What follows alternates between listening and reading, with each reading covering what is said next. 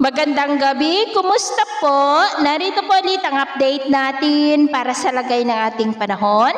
Ngayong gabi po ng September 16, 2025. Sa ngayon po ay ganap na nga po na bagyo ang LPA na nandito sa loob ng Philippine Area of Responsibility at tinawag na po na bagyong Mirasol na nasa layo ngayon ng 159 km east ng Aurora na taglay ang lakas ng hangin na umaabot po sa 45 km per hour at bugso na 55 km per hour habang kumikilos po pa-northwestward sa bilis na 15 km per hour na nagbabanta na po na mag-landfall sa susunod na mga oras, posibleng mamayang madaling araw dyan sa silangan ng Isabela at aakyat patungo dito sa Cagayan. Pero paalala po na posible pa na magbago ang forecast nito lalo na at nandyan pa sa karagatan ang bagyo.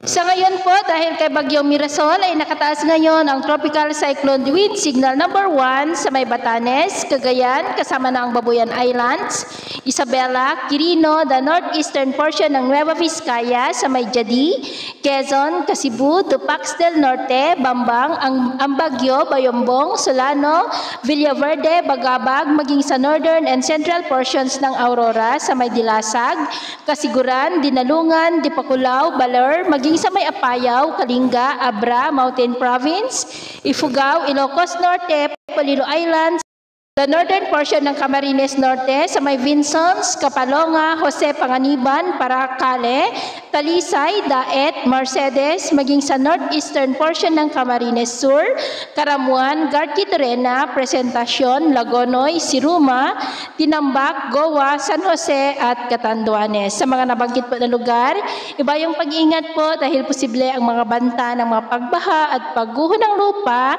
at sa nalalabing bahagi ng ating bansa ay posible rin ang mga isolated rains, dulot naman po ng mga localized thunderstorm.